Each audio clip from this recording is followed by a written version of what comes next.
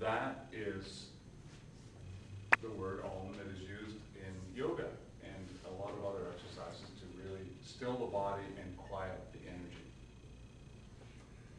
Now yoga, as you know, has become popular of late. We have Bikram yoga, we have all the kinds of yoga, but one of the yogas that I'm particularly interested in is something called Ardha Matsyendrasana. And what that is it's actually the half spinal twist. You can see a picture here, for those of you who can't see it, but anyways, it's just a picture of a woman who's twisting around. And veteran yogis have known, as soon as we start to mention the lower back, the reason why people do that is that everything hangs off of our thorax. This part of our spine between there, everything is important. That is key. All our nerves, all our limbs, everything hangs off of the spine. Extremely important part of our body. Veteran yogis have known, as soon as we start to mention lower back exercise or spinal workouts, we are entering the domain of Kundalini Shakti. Now, that's an energy that lurks inside of us. This is because Kundalini energy resides as pure potential at the base of our spine. And exercises which target this lower back region inevitably tend to stimulate this latent energy, often causing her to stir and awaken. Now, Kundalini energy is considered female, even in a male, it's female energy. Kundalini yoga spinal twists are no different. In fact, much of the design of this exercise is to stimulate Kundalini at the base of the spine. So along with helping you stretch your lower back, this exercise will also help you with realizing your full human potential. Now that's an extremely huge statement. The movement also tones the spinal nerves and ligaments and improves digestion.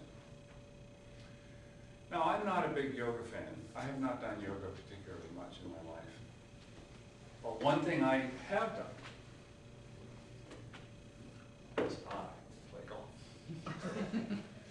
Now I'm going to stand up in front here a little bit to give you a full demonstration of what it is. And I've discovered that why is it that when I go out to the driving range, which I love doing, I really end up feeling energized. My wife says to me, "You're going to golf again? What are you doing there for 4 hours?" I get this kind of line. I said, well, you know, I can't describe it, but when I actually do my rotation, I actually am stimulating that spine. I'm actually doing that full twist that they talk about in yoga. So I often thought to myself, why is golf so popular?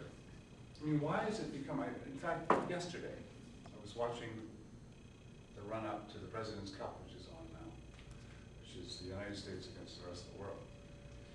And Bill Clinton was there. He's got a little time on his hands these days. And they were discussing why presidents of the United States, for some reason, have all liked golf. Pretty well all of them. And one of the things that he said was that, of course, is it's time to get away.